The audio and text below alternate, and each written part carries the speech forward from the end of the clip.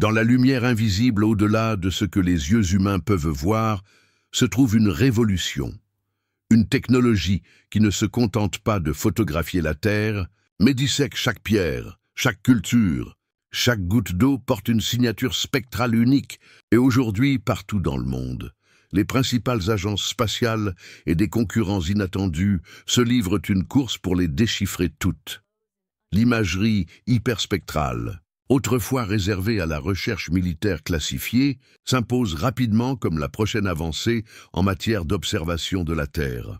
De la surveillance du changement climatique à la détection de l'exploitation minière illégale, en passant par les alertes précoces en cas de mauvaise récolte et l'exploration minière au-delà de la Terre, ces données sont à l'échelle atomique, directement issues de l'orbite.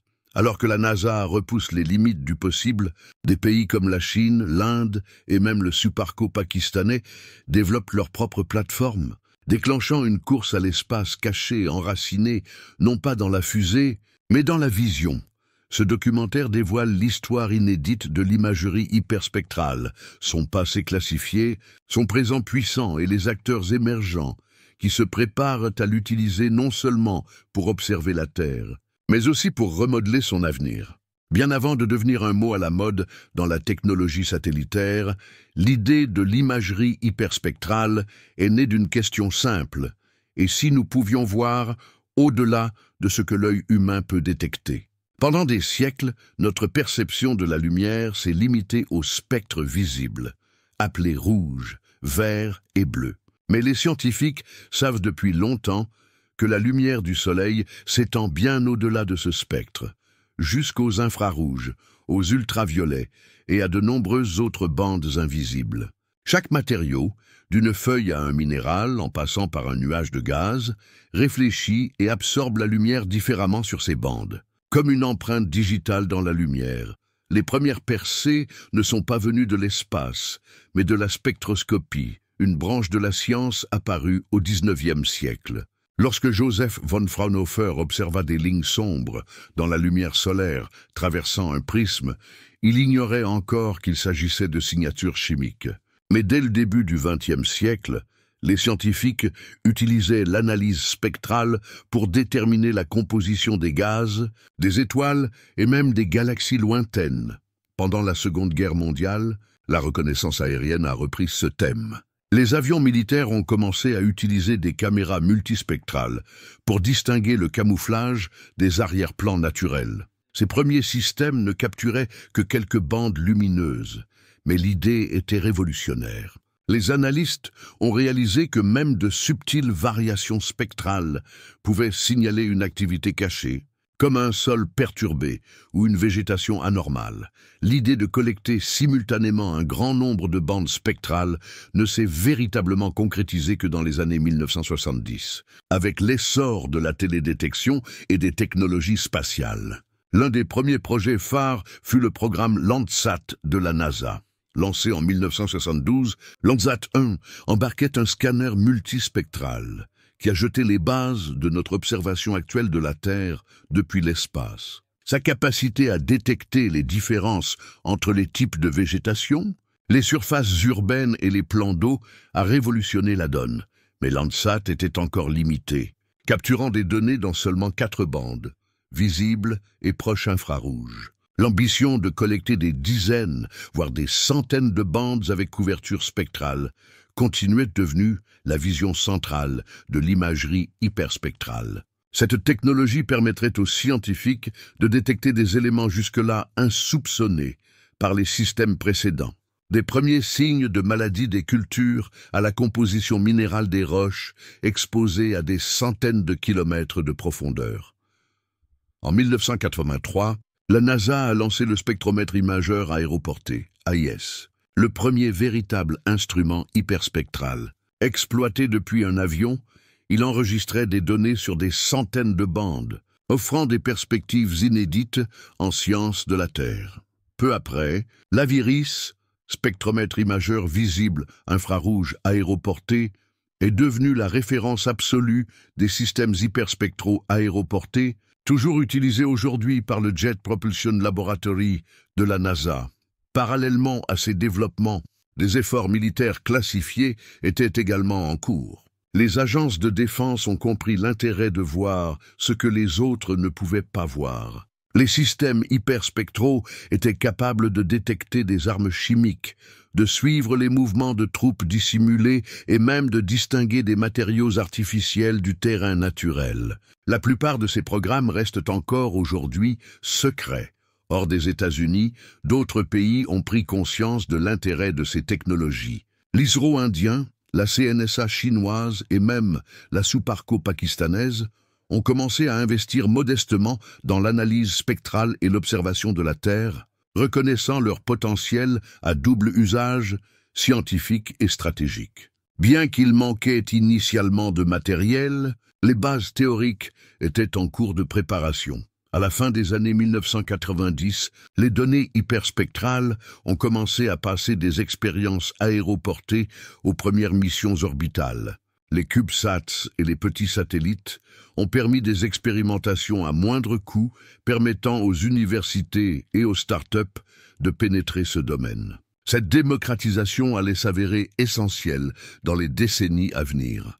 La graine était semée. D'un prisme dans un laboratoire du 19e siècle à des capteurs embarqués sur des avions espions, l'imagerie hyperspectrale était devenue une idée en quête de son destin en orbite. Le décor était désormais planté, découverte, rivalité et une nouvelle forme de course à l'espace, axée non pas sur la destination, mais sur la clarté de notre vision. L'imagerie hyperspectrale n'était plus une théorie, ni même une simple expérience de laboratoire. Au début des années 2000, les premiers systèmes opérationnels capables de collecter des données hyperspectrales en orbite étaient testés, entraînant avec eux une avalanche d'avancées technologiques qui allaient transformer durablement notre façon d'observer la Terre. L'étincelle s'est allumée discrètement, sans grande publicité ni cérémonie, lorsque les missions scientifiques ont transféré la technologie hyperspectrale des avions aux plateformes spatiales. Ce procédé avait déjà été réalisé par fragments des instantanés multispectraux fragmentaires des premiers satellites. Mais la véritable imagerie hyperspectrale depuis l'orbite, collectant des centaines de bandes spectrales étroites, exigeait un ensemble de capacités inédites, optiques ultra précises, plateformes stables, transmission de données à haut débit et traitement embarqué performant. En novembre 2000, la NASA a lancé EO-1, le satellite d'observation de la Terre 1. Outre des capteurs plus performants comme HALI, il emportait un puissant instrument expérimental, Hyperion. Hyperion fut le premier imageur hyperspectral civil à être envoyé dans l'espace. Capable de collecter des données sur 220 bandes spectrales, il pouvait distinguer l'herbe du blé, le sol sec du sable humide, le corail sain du récif blanchi, le tout avec une résolution spatiale d'environ 30 mètres. Il a ainsi démontré un atout crucial. L'imagerie hyperspectrale pourrait fonctionner depuis l'orbite.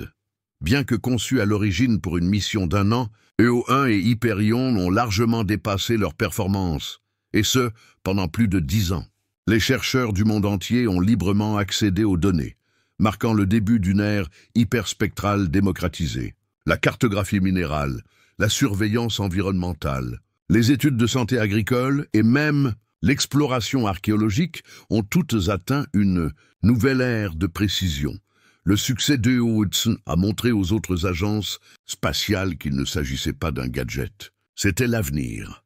Parallèlement à ces avancées civiles, des programmes classifiés progressaient discrètement, notamment aux États-Unis, en Russie et en Chine. Aux États-Unis, les laboratoires de défense développaient déjà des plateformes aéroportées capables de détecter des équipements camouflés, des résidus chimiques et l'activité des bunkers souterrains grâce à des données hyperspectrales. Ces programmes, bien que largement cachés au public, ont façonné les premiers développements des algorithmes hyperspectraux, notamment pour la détection de cibles et l'identification d'objets. On pense que plusieurs satellites américains classifiés utilisaient déjà des capacités multispectrales et hyperspectrales limitées dès la fin des années 1990.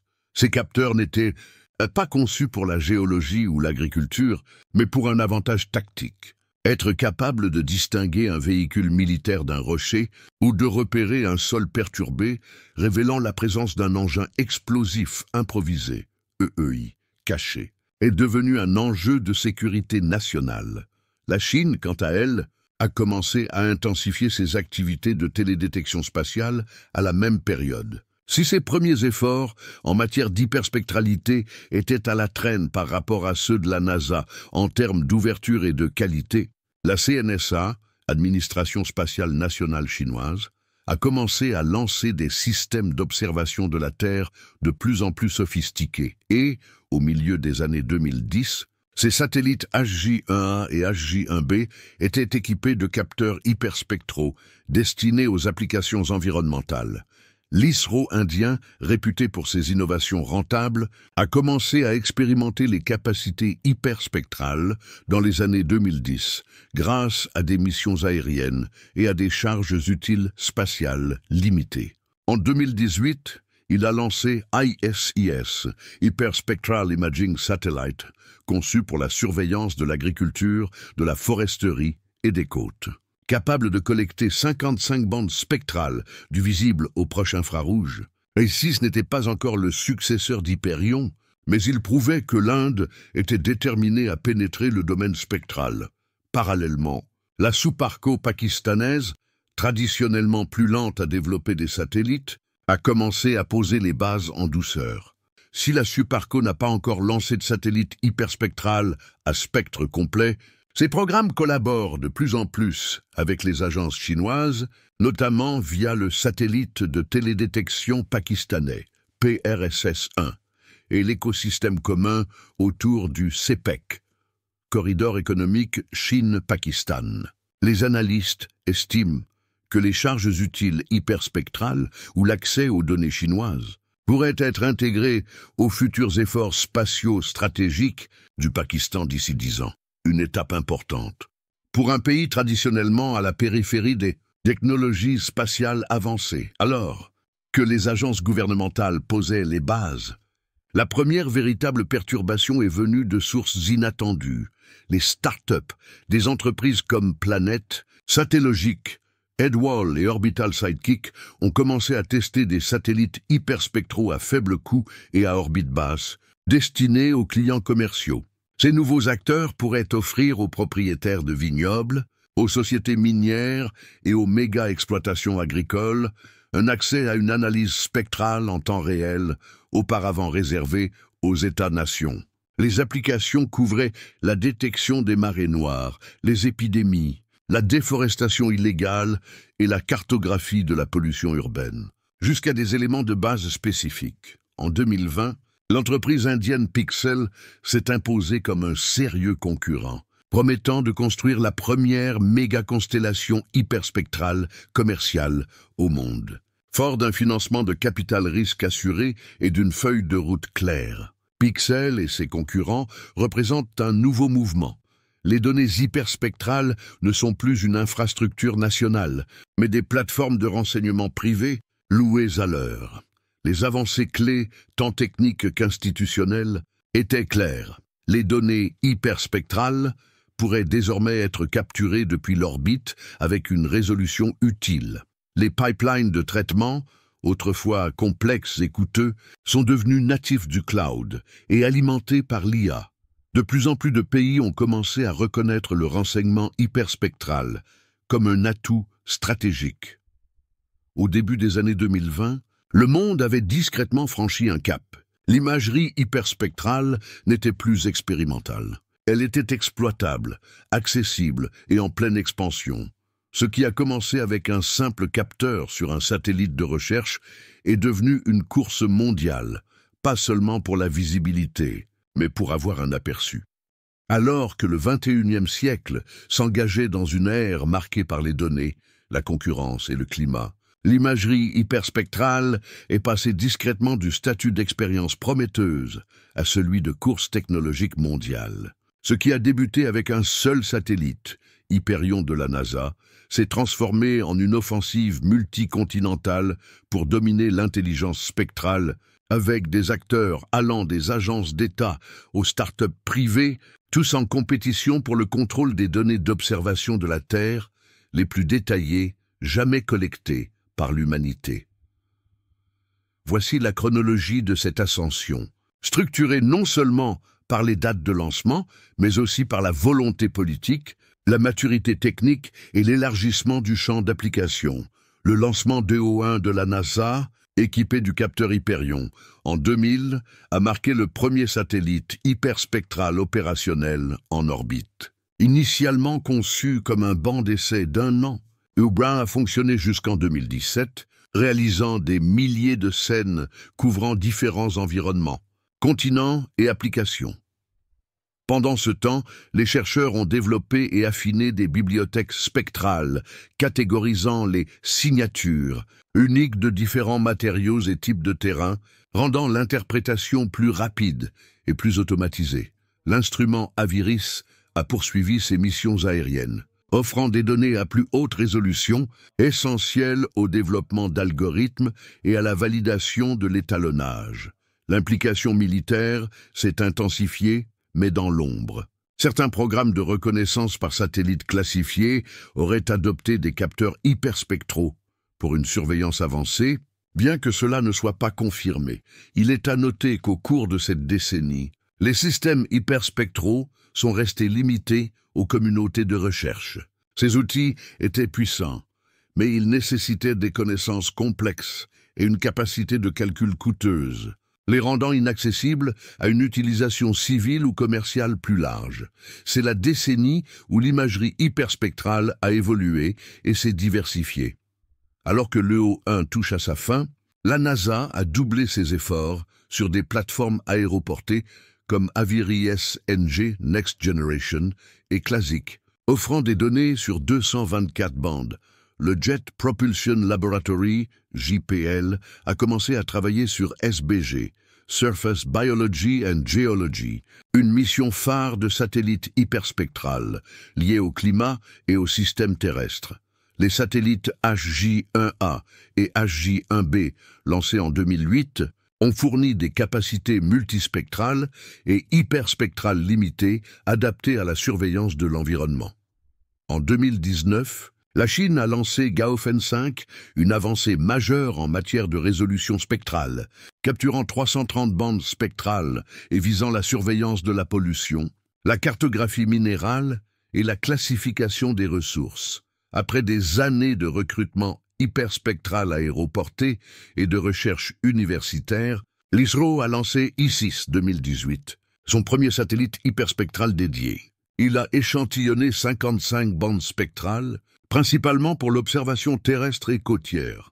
Simultanément, les secteurs universitaires et de la défense indiens ont commencé à développer des algorithmes hyperspectraux construits à partir de données réelles provenant de sources internationales et aéroportés, le satellite Nmap, Environmental Mapping and Analysis Program, développé par l'Allemagne et lancé sous l'égide de l'ESA en 2022, a fourni des données hyperspectrales de haute qualité avec une couverture mondiale. La mission d'imagerie hyperspectrale Copernicus pour l'environnement, CHIM, dont le lancement est prévu en 2025, devrait fournir une imagerie hyperspectrale mondiale gratuite aux utilisateurs du monde entier, ce qui pourrait changer la donne dans l'analyse de la Terre en libre accès. Bien que Suparco n'ait pas encore déployé de satellite hyperspectral complet, elle a renforcé ses liens avec la Chine grâce à des initiatives comme PRSS-1 et les collaborations en télédétection du CEPEC. L'accès aux données et à l'infrastructure chinoise pourrait servir de tremplin au développement local de charges utiles spectrales. Les rapports des institutions universitaires pakistanaises indiquent un développement d'algorithmes à un stade précoce et des recherches sur le traitement d'images utilisant des ensembles de données ouvertes, d'Aviris et d'Hyperion, signalant ainsi une intention future. Cette décennie marque un tournant radical. L'imagerie hyperspectrale a quitté le laboratoire pour entrer sur le marché. Pixel, Inde, a annoncé son intention de lancer une constellation hyperspectrale de 30 satellites destinés à des cycles quotidiens de revisite de la Terre, avec une résolution de 5 mètres axée sur l'agriculture, la pollution Les émissions et la détection des fuites de pétrole. Orbital Sidekick, USA, a déployé son système hyperspectral, Aurora, sur la Station spatiale internationale, suivi de près par une série de lancements de classe CubeSat pour construire une plateforme d'analyse orbitale, Satellogic, Argentine, et Edwall Photonics, États-Unis, ont créé des charges utiles d'imagerie à haut spectre pour des partenariats commerciaux destinés aux industries de précision, des vignobles aux gazoducs. Ces acteurs ont rendu les données hyperspectrales abordables, accessibles aux API et compatibles avec le cloud, réduisant ainsi les obstacles pour les développeurs, les chercheurs et l'industrie. À mesure que les capacités hyperspectrales se sont développées, leur importance stratégique a également augmenté. Les États-Unis et leurs alliés ont commencé à classer certaines bandes ou résolutions, en particulier celles relatives à la détection de ressources militaires ou de traces chimiques. La Chine a intégré l'imagerie hyperspectrale dans l'épine dorsale. Géospatiale de l'initiative. Ceinture et route point des groupes de défense en Inde, en Israël et même en Asie du Sud-Est ont commencé à financer des recherches sur la surveillance hyperspectrale, la réponse aux catastrophes et la détection des premières frappes. Ces développements ont fait passer la vision hyperspectrale du statut d'exercice académique à celui d'atout national, comparable à la technologie nucléaire ou aux cyberarmes, en particulier lorsqu'elle est combinée à des systèmes de détection améliorés par l'IA. Nous vivons au jour à une époque où des centaines de téraoctets de données hyperspectrales sont générées chaque semaine, dans tous les secteurs. Mais l'enjeu n'est pas les données brutes, mais les informations exploitables. La fusion de l'imagerie hyperspectrale avec intelligence artificielle informatique de pointe analyse du cloud et fusion multicapteur, LIDAR, SAR thermique, a créé un nouveau type d'outils de renseignement.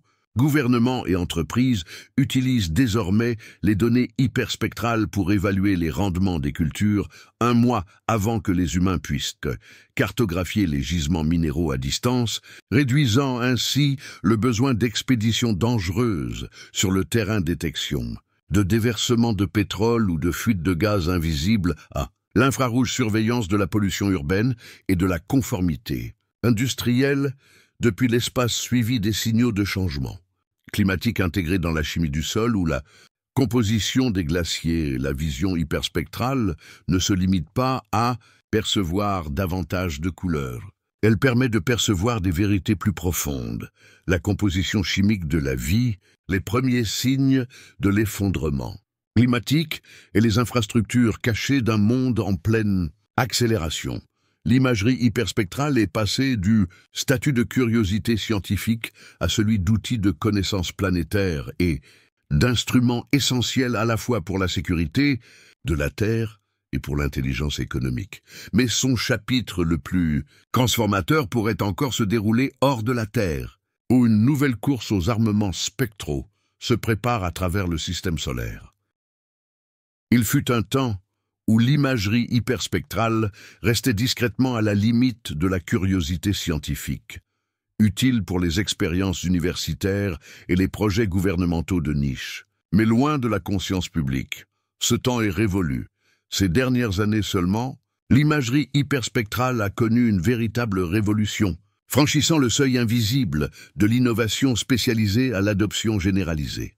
Elle n'est plus seulement en orbite, elle est intégrée à l'agriculture, à l'industrie, à l'environnement et aux infrastructures. Et au cœur de cette transformation, la convergence entre accessibilité, coût et automatisation, ce qui a véritablement propulsé l'hyperspectral au rang de courant dominant, n'était pas seulement l'augmentation du nombre de satellites. C'est la transformation des données spectrales en un utilitaire.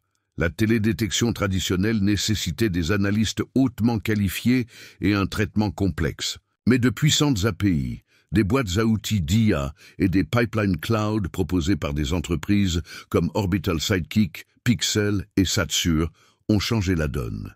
Désormais, un non-spécialiste pouvait s'abonner à une plateforme d'alerte hyperspectrale et recevoir des informations en temps réel, et non des téraoctets de données illisibles. Les agriculteurs reçoivent désormais des alertes précoces en cas de maladie et des évaluations des niveaux d'azote sans jamais consulter de carte spectrale. Les sociétés minières localisent les zones riches en minerais des semaines avant que les relevés traditionnels ne les rattrapent. Les municipalités surveillent rapidement la contamination de l'eau, réduisant ainsi le temps de réponse de plusieurs jours à quelques heures. Tout comme le GPS au début des années 2000, l'imagerie hyperspectrale est passée du statut de fonctionnalité à celui de fondement, faisant partie de l'échafaudage algorithmique invisible de la vie quotidienne. Cette révolution n'est pas centralisée, elle est décentralisée et collaborative par nature. Le programme ITS de la NASA prend en charge la détection des incendies de forêt, le suivi de la vapeur d'eau et la surveillance des fuites de méthane à travers les États-Unis. Le prochain satellite CHIME de l'Agence spatiale européenne vise à apporter données hyperspectrales gratuites et de haute qualité aux scientifiques de la Terre, accélérant la recherche sur le climat. Les acteurs commerciaux, Pixel, Inde, Zebra Imaging, États-Unis, et QMI Analytics, Pakistan, poussent les cas d'utilisation vers des marchés sous-développés, surveillance de l'exploitation forestière illégale, agriculture de précision pour les petits exploitants et inspection des infrastructures en temps réel. Étonnamment, les pays en développement adoptent désormais la technologie hyperspectrale pour optimiser leurs performances plutôt que leurs économies d'échelle. Dans certaines régions d'Afrique subsaharienne, les services hyperspectraux permettent de cartographier les sources d'eau souterraines, tandis qu'en Asie du Sud-Est, ils sont utilisés pour surveiller la santé des récifs coralliens et les pratiques de pêche illégale, ce qui était autrefois une mission satellite d'1 milliard de dollars est désormais un service de démarrage, intégré via un abonnement cloud, accessible via un smartphone. Préparation au changement climatique, les schémas de sécheresse, de dégradation des sols et de prolifération d'algues sont désormais suivis à l'échelle moléculaire. Les ONG peuvent intervenir avant que les crises ne s'aggravent. Sécurité alimentaire, des chaînes d'approvisionnement mondiales au champ des petits exploitants, la santé des cultures peut désormais être surveillée quotidiennement, réduisant ainsi les pertes dues aux maladies et à la surfertilisation. Transparence urbaine. La surveillance urbaine hyperspectrale est utilisée pour réguler les émissions, détecter les fuites thermiques dans les bâtiments et même surveiller les polluants non visibles comme les gaz invisibles et les particules fines. Accélération économique. L'intelligence spectrale accélère les investissements dans les minéraux critiques, les énergies renouvelables et la location de terres, réduisant ainsi de plusieurs années les processus de découverte traditionnels. En bref, l'intelligence des ressources devient aussi vitale que la connectivité Internet. Et l'imagerie hyperspectrale est à la pointe de cette démarche. Ce changement sociétal reflète ce qui s'est produit avec l'électricité au XXe siècle. Autrefois invisible, elle est désormais absolument essentielle. Des satellites silencieux aux informations exploitables, l'imagerie hyperspectrale a transcendé le laboratoire scientifique et est entrée dans nos maisons, nos marchés et nos écosystèmes, que nous le sachions ou non. L'imagerie hyperspectrale est officiellement entrée dans sa phase de maturité, et avec la maturité viennent l'ampleur, la complexité et de nouveaux enjeux mondiaux. Aujourd'hui, les secteurs publics et privés perfectionnent les systèmes hyperspectraux, les diversifient pour des missions spécialisées et les intègrent dans l'infrastructure des économies nationales, de la recherche universitaire, de la politique de défense et de la gestion planétaire. Il ne s'agit plus d'une technologie en attente, mais d'une capacité essentielle sur laquelle les gouvernements et les entreprises redoublent d'efforts. Ce faisant, le débat s'est déplacé de peut nous collectons ces données, pour comment nous devrions l'utiliser de manière éthique et équitable dans un monde de plus en plus instable. À la pointe des capacités actuelles se trouvent les satellites offrant une résolution temporelle, spatiale et spectrale sans précédent.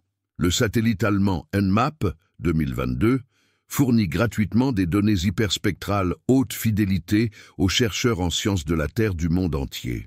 Couvrant 230 bandes de fréquences, du visible à l'infrarouge court, il s'agit de l'une des plateformes hyperspectrales civiles les plus avancées en orbite, Pixel, dont le siège social est en Inde, mais qui opère à l'international, a récemment lancé en Inde et annoncé une ambitieuse constellation de 30 satellites. Ses objectifs sont le diagnostic environnemental, l'agriculture de précision et la découverte de minéraux, désormais proposés aux entreprises sous forme de services d'intelligence artificielle pilotés par API, les sondes japonaises Isui à bord de l'ISS et chinoise Gaofen 5 prouvent leur capacité à surveiller les émissions industrielles, à classer les cultures et à détecter l'exploitation minière illégale depuis l'orbite terrestre basse, alimentant ainsi la diplomatie et l'application de la loi environnementale.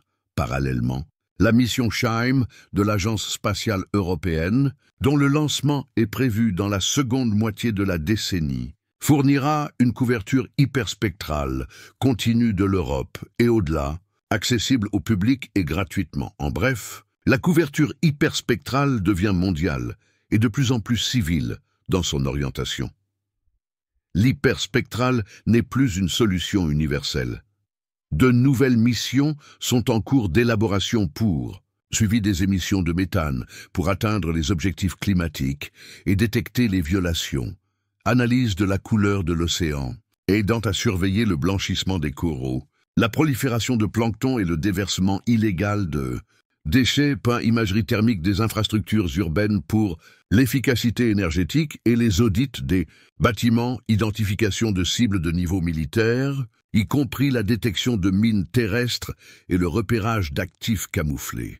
Les implémentations non orbitales sont encore plus surprenantes. L'imagerie hyperspectrale médicale est utilisée dans les hôpitaux pour détecter les tumeurs, les tissus blessés et les indicateurs chirurgicaux, invisibles à l'œil nu, des capteurs hyperspectraux montés sur des drones guident la reforestation de précision et l'élimination des espèces envahissantes. Les systèmes de cartographie souterraine utilisent des données hyperspectrales, fusionnées avec LIDAR, pour aider à la prospection archéologique et à l'exploration des ressources.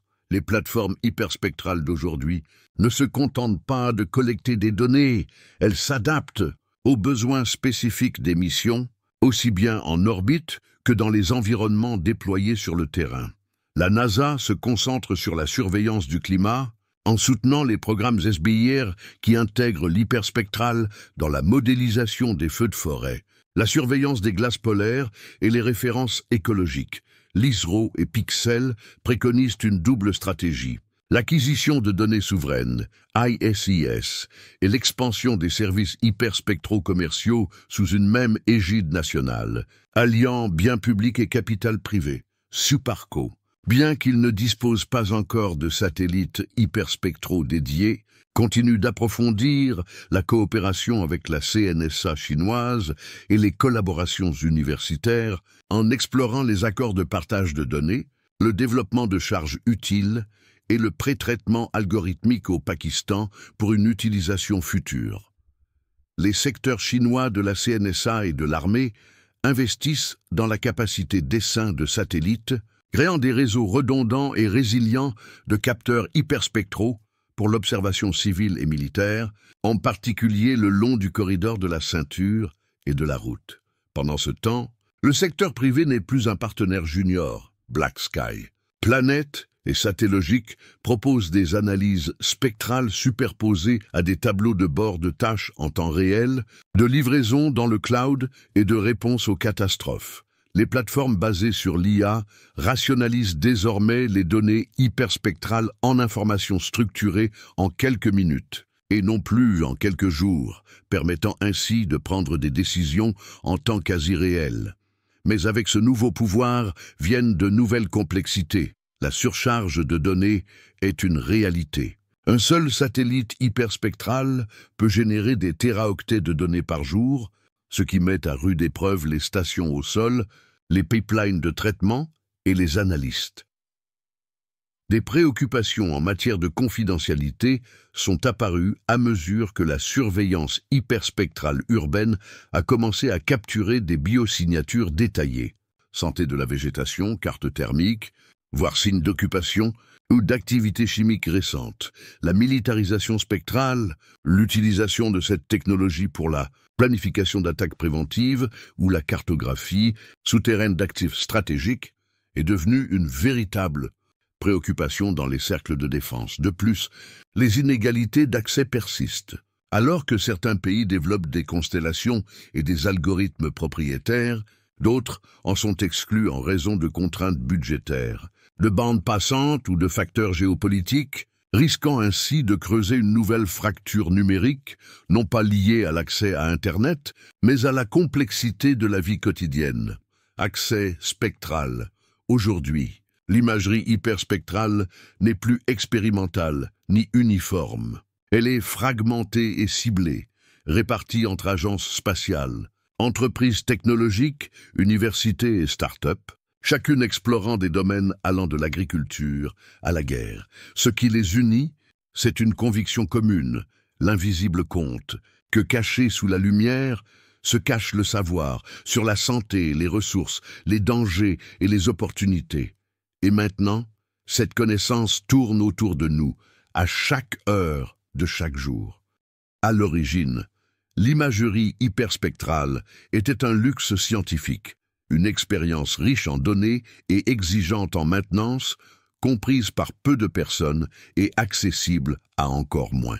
Mais en l'espace d'une génération, elle a évolué vers quelque chose de bien plus ambitieux, un outil transformateur désormais intégré à notre façon d'observer, de comprendre et de gérer la Terre. Son véritable héritage ne réside pas seulement dans les pixels collectés, mais dans le nouveau paradigme qu'il a introduit, que tout sur Terre, vivant ou non vivant, naturel ou artificiel, possède une identité spectrale et que cette identité peut être capturée, interprétée et exploitée. Avant la vision hyperspectrale, l'observation de la Terre reposait sur les grandes lignes de l'imagerie traditionnelle. Couleurs, ombres, motifs bruts. L'imagerie hyperspectrale a révolutionné la donne. Elle nous a montré que des détails invisibles à tous les sens humains, comme le stress des plantes avant qu'ils ne se propagent, les minéraux du sous-sol ou les déséquilibres chimiques des lacs, pouvaient être lus depuis l'espace avec une précision remarquable. Ce faisant, il a débloqué des domaines entièrement nouveaux. L'agriculture de précision, permettant aux systèmes alimentaires de devenir plus efficaces et plus durables. Responsabilité environnementale, permettant la détection de la pollution, de la déforestation et des émissions à la source. Préparation aux catastrophes, avec des informations plus rapides sur les inondations, les incendies et la contamination après une catastrophe. Intelligence des ressources, optimisation de l'utilisation des terres et de l'exploration minière, sans les conséquences écologiques de la perturbation des sols. L'imagerie hyperspectrale a également façonné l'évolution de la culture des données elles-mêmes, favorisant l'analyse cloud native, l'interprétation assistée par l'IA et la collaboration en matière de données ouvertes entre gouvernements, universités et start-up. Ce qui était autrefois confiné au budget de la défense est désormais exploré par les étudiants, les agriculteurs et les scientifiques citoyens. Mais son plus grand héritage est peut-être plus subtil. Cela nous a appris à regarder au-delà des apparences, à rechercher la vérité dans la complexité, les signatures sous la surface et les modèles sous le bruit. Et cet état d'esprit pourrait bien s'avérer être la contribution la plus importante de la technologie hyperspectrale, non seulement à la science de la Terre, mais aussi à la réflexion planétaire. L'imagerie hyperspectrale a déjà redéfini notre perception de la Terre, mais son avenir se situe bien au-delà des cimes des arbres, des villes et des océans qu'elle surveille aujourd'hui. Avec les progrès des technologies géospatiales et l'expansion de l'humanité au-delà des frontières planétaires, la vision hyperspectrale est en passe de devenir bien plus qu'un simple outil. Elle est en passe de devenir un sens essentiel pour les voyages spatiaux. Des agences comme la NASA, l'ESA et l'ISRO explorent activement les instruments hyperspectraux pour les missions lunaires et martiennes. De la cartographie des dépôts de glace dans les cratères lunaires à l'identification des minéraux hydratés sur Mars, les futurs rovers et orbiteurs pourraient être capables d'identifier les éléments nécessaires à la vie sans même percer un seul trou. Les missions Lunar Polar Explorer de l'ESA et Artemis de la NASA ont proposé d'intégrer des imageurs spectraux pour planifier l'extraction des ressources en vue d'une habitation à long terme. L'objectif ultime, utiliser la vision hyperspectrale comme une sorte d'assistant géologique à distance capable de prospecter l'eau, les minéraux riches en oxygène et les matériaux de construction sur des planètes extraterrestres. Sur Terre, l'avenir s'oriente vers une stratification stratégique, des constellations de petits satellites hyperspectraux fonctionnant aux côtés du lidar, du radar et de l'imagerie thermique, créant des cartes multidimensionnelles de la surface et de l'atmosphère de la Terre en temps réel. Des entreprises comme Spire, Orbital Sidekick et Pixel imaginent des essaims orbitaux mettant à jour quotidiennement, et non mensuellement, des ensembles de données planétaires entiers.